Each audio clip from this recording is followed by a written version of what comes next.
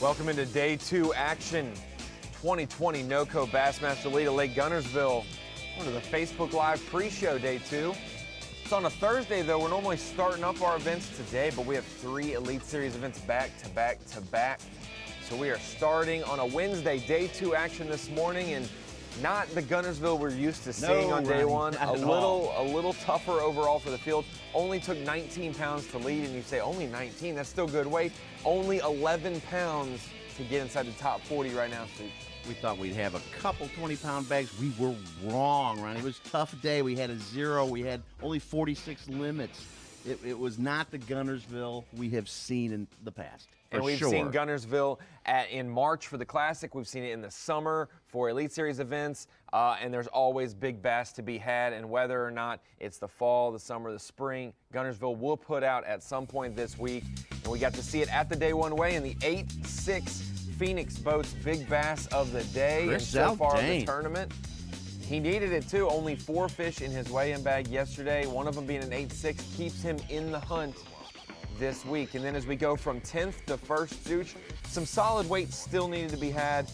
15-13 on day 1 for Garrett Paquette, 10th place for him. A familiar face right here. Up north, had a great northern swing. Seth Fighter, 16 pounds even. One of those guys. Tied for 8th. One of those guys who said he had a rough practice. Rough so he must practice. Have figure some things out. Very hard to dial it in every single day of practice and then into the tournament. Tied with Seth Fighter, Alabama pro, Scott Canterbury. One of the guys that, hey, we said yesterday, keep your eye on him. Surprised no one picked him to win.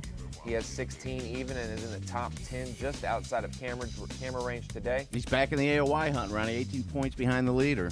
Austin Felix, Bassmaster Elite Series rookie. He's also in the AOY hunt. Man, as well in the top 10. And he's 7th at Lake Guntersville with 16 pounds, 6 ounces. Hey, where's this guy been, Ronnie? Kicking off our camera coverage, Brandon Cobb coming off a top 10 at Lake Hartwell in the Open. He is in the top 10 this week. And David Mullins just keeping that smallmouth streak going.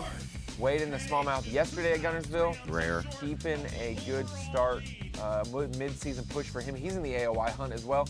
John Cox, 4th place after day 1. Only 4 fish, 17 pounds, 3 ounces. Big 7+.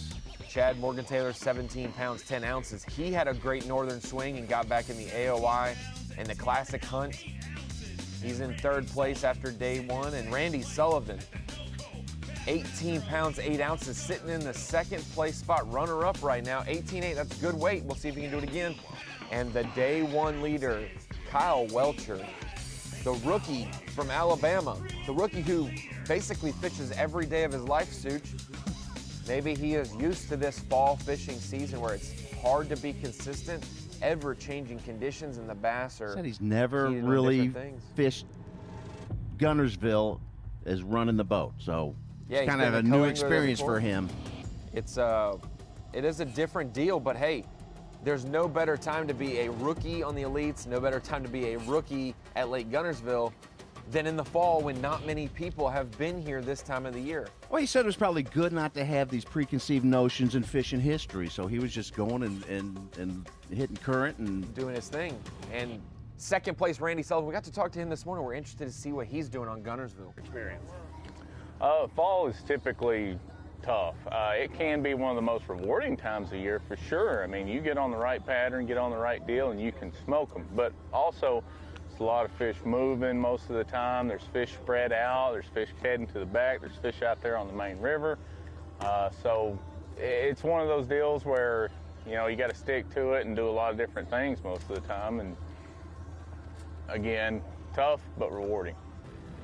Like, it seems like they're biting when you get around them, but you'll go all day and get no bites and then catch 2 or 3 in a row and then go 2 hours and catch 2 or 3. So it's kind of iffy, and there's a lot of pressure out there. I mean, there's 80 of us, but there's 200 just people out here fun fishing. So a lot of stuff is kind of hard to fish around, and I don't know, it's iffy, but I feel like every day of practice I've ran into a few here and there, so hopefully it happens again today. I just don't know exactly where it's going to be yet. Well, the first day couldn't have gone any better, but you know, it's September, and it doesn't matter anywhere in the South. September, you're going to be, the fishing's going to be inconsistent. They're starting to move up on shad. They're starting to chase shad, so things that were there the first day might not be there the second day, and you got to keep an open mind this time of year. And you know, I caught them every which way. I caught some deep, I caught some shallow, and we've got rods rigged up for everything. And that's the way you got to approach September. And whoever's going to win this is going to have to be consistent, and it might be a deal where you catch them both ways. I don't know, but I'm happy to have what I had yesterday, and we're ready to get back after it today. Kyle Welcher here, day 2 of the Bassmaster Elite Series. We're leading day 1, super tough right now. It's the fall. That's just how it is down here in the south in the fall. It's very tough to get bites and extremely difficult to catch a 3-pound plus fish. So hopefully today we'll have some good fortune, catch a few of them 3-pounders or better, and come in with a good day and make day 3 and keep coasting from there. Just give me like a... That was Kyle Welcher. We got to see, and right now Takeoff is going on live. Anglers heading out from Goose Pond right there in Scottsboro, Alabama, the north end of the lake. And Such, we've got a lot of different guys, and there's some, hey, I'm not just setting my expectations low because Guntersville changing day to day, but it honestly is changing.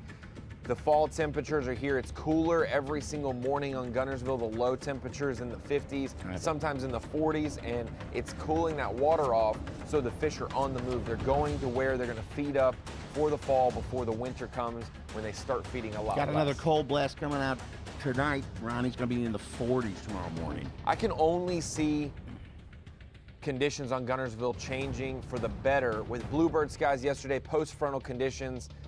It might be sunny the rest of the week, but those fronts, that cool weather's coming in, and at a certain point in this event, these fish will not be shocked by it, and they will be adjusted to it, and from there, they'll be able to continue to feed up, and those anglers will have more and more days on the water to figure it out, but you've got to make the cut.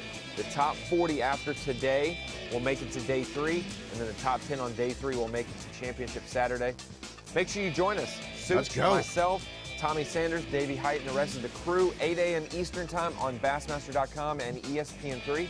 We'll take you all the way throughout the day. We'll see you there.